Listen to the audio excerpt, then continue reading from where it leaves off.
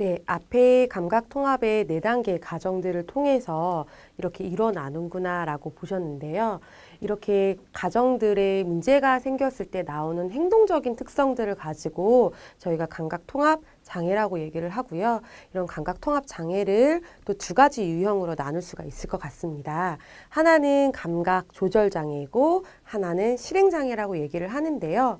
그냥 이번 간단하게 감각 조절 장애는 어떤 행동들의 증상들을 나타내는 건지, 그다음에 실행 장애라고 얘기하는 부분들은 어떤 행동의 증상들을 나타내는지에 대해서 간단하게 설명을 조금 드리겠습니다. 네, 감각 조절이라고 얘기하는 부분들, 감각 조절 장애는 어떤 부분들을 말씀을 드리냐면요. 아까 제가 말씀드렸듯이 감각은 이제는 5개가 아니라 7개가 되겠죠. 감각이 7개의 감각들이 저희 몸속 안에 다 들어올 거예요. 환경에서부터 들어오고 몸에서 반응하기도 하면서 이런 감각들이 들어올 텐데 그 감각들은 사실은 환경에 따라서 다 다르게 들어오거든요. 그러니까 그 예를 들면 뭐 실내나 실외에 있었을 때 시각적인 부분들도 다를 거예요. 그러니까 이런 인공빛하고 그 다음에 자연 빛의 강도는 다 틀릴 거고요. 그 다음에 몸으로 균형을 잡는다거나 움직임이 한다라고 하는 부분들이 다 다를 것이거든요. 그리고 소리도 울리느냐 울리지 않느냐에 따라서 굉장히 다 다르게 들려질 텐데 그런 부분들의 감각 조절이라고 하는 부분들은 잘 적응하는 부분들이 가지고 있겠죠. 근데 이 감각 조절에 문제가 있는 아이들 같은 경우에는 이러한 환경 변화에 있어서 심리적으로 어려워하는 게 아니라 감각적인 정보들이 몸 안에 들어왔을 때 그런 부분들이 예민하게 반응된다거나 아니면 너무 무섭게 반응된다거나 이렇게 느껴지기 때문에 환경 변화를 할 때마다 항상 어렵다라고 느껴지는 아이들이라고 보실 수 있으실 것 같아요. 이런 아이들, 예민한 아이들, 감각에 대해서 예민한 아이들을 저희가 유형적으로 보면 감각 조절 장애라고 얘기를 드릴 수 있을 것 같아요. 그래서 이런 아이들은 감각 조절 장애가 있는데요. 뭐 예를 들면 저희 이제 마트 같은 데를 갔을 때 집에서는 괜찮다가 마트 같은 데 가면 뭐 여러 가지 마이크 소리라든지 막 웅웅거리는 소리라든지 이런 소리에 대해서 어른들은 잘 느끼지는 못하지만 아이들은 굉장히 무섭다라고 반응하는 경우가 있거든요. 이런 부분들의 행동적인 특징을 조금 더 들여다보며 감각 조절에 문제가 있다라고 보여질 수 있고요. 그다음에 시각적으로도 너무 많이 어지러지거나 뭔가 저희는 느끼지 못하지만 아주 다르게 예민하게 보여지는 것들이 막 과도하게 느껴지면 아이들이 무섭다고 표현하는 부분들, 빛도 마찬가지인 것 같아요. 갑자기 어두워지는 부분들에 대해서도 굉장히 겁내하거나 하는 부분들도 감각 조절이 잘 안 됐기 때문에 나오는 행동들이라고 조금 더 이해해 주시면 좋을 것 같습니다.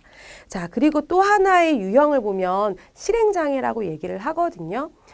정말로 운동 손상에 몸을 쓰는 데에는 문제는 없지만, 그래서 여기서 이제 보여지는 것처럼 움직임을 할 수는 있어요. 완성할 수는 있지만, 질적인 움직임이 조금 더 어려운 아이들이 있거든요. 그런 아이들의 행동적인 특징은 실행장애라고 조금 더 보시면 될 것 같아요.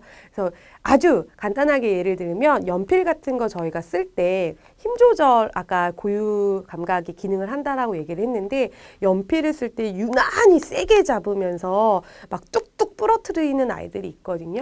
그러니까 연필 쓴다라고 하는 움직임은 완성할 수는 있지만 질적으로 봤을 때 그렇게 꾹꾹 떨어뜨리면서 힘을 꽉꽉 줘서 글씨 쓰기를 하면 오랜 시간 글씨 쓰기는 할 수가 없거든요. 이런 질적인 움직임에서 문제가 생기는 아이들의 특징을 감각통합적으로 실행장애라고 조금 더 설명을 드릴 수 있을 것 같아요. 근데 이런 아이들의 유형적인 부분들을 저희가 이것도 감각통합에 문제가 있기 때문에 혹은 감각 처리가 지금 잘 안 되기 때문에 나오는 행동 특징이다라고 이해를 조금 해주셨으면 좋겠습니다.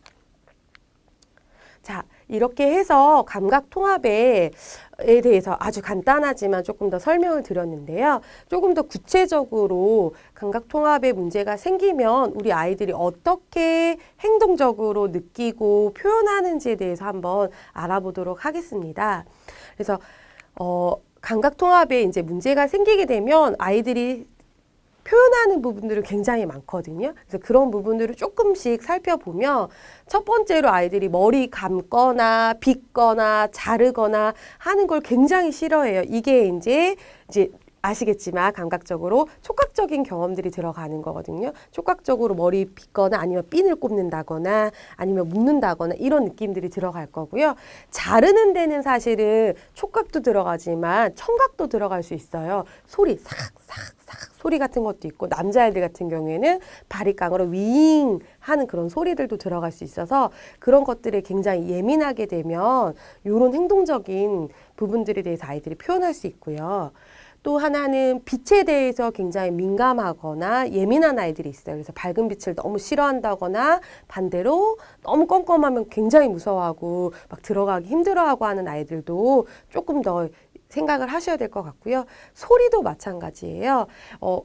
저희 감각통합 문제가 있는 대부분의 아이들은 기계음에 조금 더 예민한 것 같아요. 그래서 기계음이라고 얘기하면 청소기 소리도 있고 믹서기 소리도 있고요. 그다음에 건전지를 통해서 나오는 장난감 소리일 수도 있거든요. 그런 소리들이 아이들이 듣기에 굉장히 자극이 세다라고 느껴지기 때문에 무서워한다거나 그 소리가 나오면 운다거나 하는 행동들로 나올 수 있어서 이런 아이들이 표현들을 하기도 합니다. 자, 그리고 구강적으로도 봤을 때 새로운 음식이 들어오면 그런 질감이라든지 그 느낌에 대해서도 표현하는 경우가 되게 많아요. 그래서 편식도 있을 수 있지만 편식을 조금 더 들여다보면 아이들이 냄새라든지 혹은 그 질감의 느낌이라든지 섞여지는 느낌이라든지 이런 것들에 대해서 조금 더 반응하는 경우가 있거든요. 이런 부분들을 조금 더 들여다볼 필요가 있다라고 보여지고요.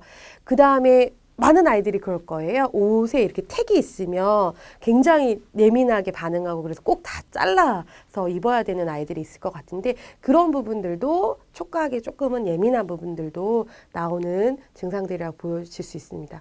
또 반대로 굉장히 둔감한 경우가 있어요. 그러니까 되게 아플 것 같은데 넘어졌는데 되게 아플 것 같은데도 불구하고 그 통증에 대해서 좀 둔감한 아이들이 있거든요. 그런 부분들도 좀 너무 아까 얘기했듯이 부족하게 좀 느껴지는 건 아닌지 한번 이렇게 보셔야 될 필요도 있고요.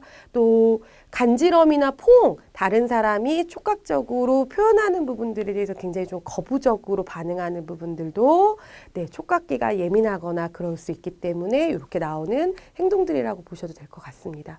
자, 그리고 자전거를 탈 수는 있지만 굉장히 배워도 서투른 아이들이 있거든요. 그런 부분들은 움직임을 하는데 좀 서툰 부분들은 아까 말씀드렸던 감각통합에서도 움직임을 만드는 데 부분에 문제가 있는 건 아닐까 이런 행동적인 증상들이 나오기도 하고요.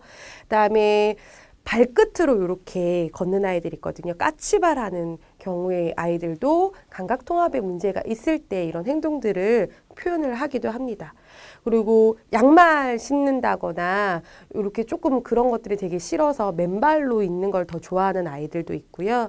그다음에 앉을 때 이렇게 모아서 앉는 것보다 면적을 좀 더 넓게 앉게 하기 위해서 이렇게 W자로 이렇게 앉는 경우의 아이들도 조금 더 유심히 살펴보시면 좋을 것 같아요.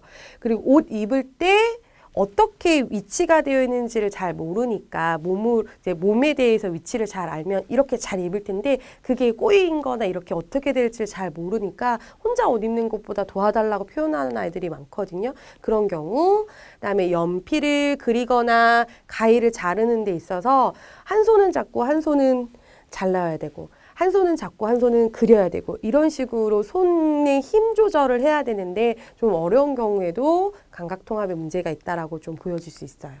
자, 그리고 구강적으로 뭔가를 계속 깨물면서 다녀야 되는 아이들이 있거든요. 그런 경우에도 뭔가 입 안에 들어와야 되는 감각이 제대로 들어오지 않았기 때문에 입으로 뭔가를 찾는 행동들을 보여질 수도 있어요.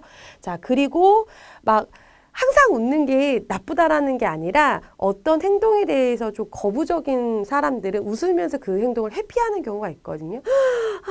이렇게 이제 회피하는 경우가 있거든요. 그래서 그런 부분들을 지금 얘기하는 부분들이 있고요. 그다음에 아까 말씀드렸듯이 청소기 소리나 믹서기 소리 같은 것들을 굉장히 무서워하거나 그리고 다른 사람들하고의 만났을 때 뭔가 닿는 거라든지 안기는 거라든지 이런 행동들 때문에 싫어서 쭈뼛쭈뼛하거나 아니면 싫다고 표현하는 부분들도 감각통합에 문제가 생겼을 때 나오는 행동들이라고 보시면 될 것 같습니다.